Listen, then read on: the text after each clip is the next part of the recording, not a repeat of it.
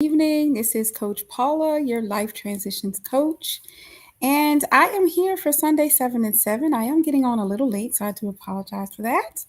But I'm here to discuss the last segment of February. The month of February, I've been focusing on my husband and sharing something each week as far as a life lesson that I've learned from him. And so tonight's segment for my 7 minutes, I'm going to honor my 7 minutes on tonight. Tonight's segment, I want to talk about motives and intent. I want to talk about our love and what motivates our love. Because at the end of the day, it's more important why you do versus what you do. My pastor taught about that today, and we're in the radical love theme this year. So on my social platforms, check out the Perfecting Church. Shout out to Pastor Kevin Brown. But I want to tell a story about how this is related to me and my husband and my captain.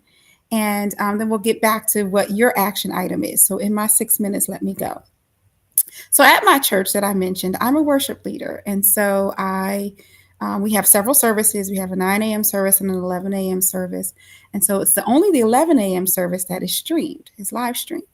And so whenever I would lead worship, my husband was a worshiper. He loved God and he loved to worship God. So he would always be up front unless he had to be someplace else. But he would always be found up front worshiping and praising God. And so as is his custom, 9 o'clock service, he was up front worshiping and praising God. And normally, you know, he would sit back down in the audience at 9 o'clock, and I would come off the stage and sit with him. However, this one particular Sunday, I was staying behind because I told him, I said, hey, I'm going to probably stay behind and be up on the stage. And he's like, no problem. And, I said, you'll have to sit in the audience by yourself.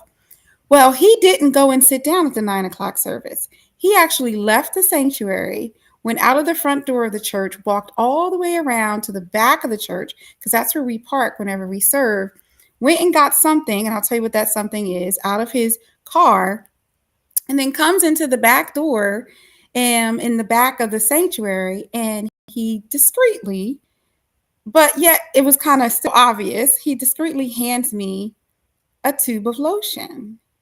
And he says, babe, when you were leading worship, your elbows were a little ashy. And so make sure you put some lotion on your elbows so, they don't look ashy for the 11 o'clock service. Now, those that were in, yeah, those that were in close proximity thought it was a beautiful thing that, oh, wow, he's really looking out for her. And my first thought was, well, did you even see Jesus? Praise and worship is going on. Did you even see Jesus? Or could you only see my ashy elbows? Like, really? And so everybody thought it was wonderful, like his love, his concern, and, him looking out for me. But I wasn't feeling it. I had to pray. I kind of had to get myself together because I wasn't quite feeling what he had done. And so, sure enough, I rubbed the lotion on, but in my mind, I'm thinking, sir, were you not focused on Jesus and what we needed to do with Jesus? But in any case, we later talked about it. And my husband, his whole point was, babe, I wasn't trying to offend you. I wasn't, trying to hurt your feelings or anyway, but I always want you to be viewed in the most favorable light. And I always want the best of you to be what is on display. And so I just wanted to make certain that you looked your best. And I knew that, I guess, deep down inside. But dang, like I just wasn't feeling his approach. But knowing the heart of my husband, knowing that his motives and his intention was pure, I could receive it better because I know he didn't mean me any harm. I know he wasn't trying to embarrass me or anything like that, but he was looking out for me.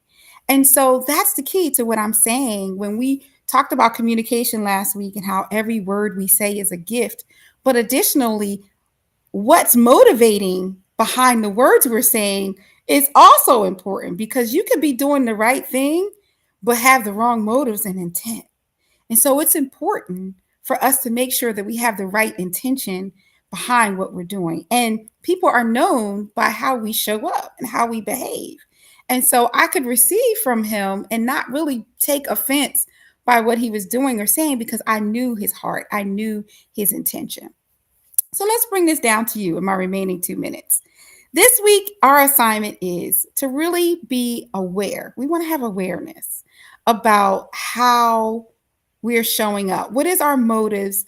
What are our intents? And so when you're doing things, when you're saying things, I want you to do a quick little check. Wow, where is that coming from? What's motivating me to say that? What is my intention behind this? And, hey, if you really have the time, get a little journal just for this week, or a little section, a little note section in your phone, and write it down.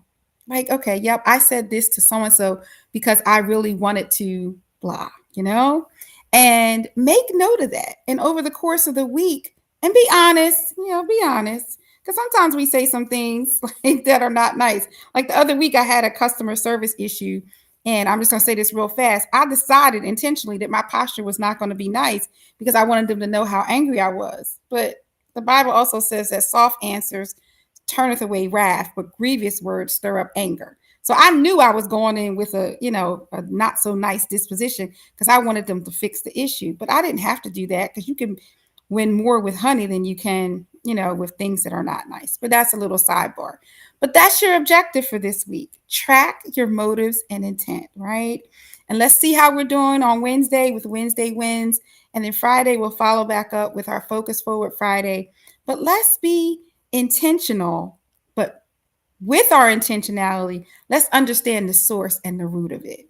So I hope that in these 7 minutes, I have shifted your energy and awakened your potential in some way.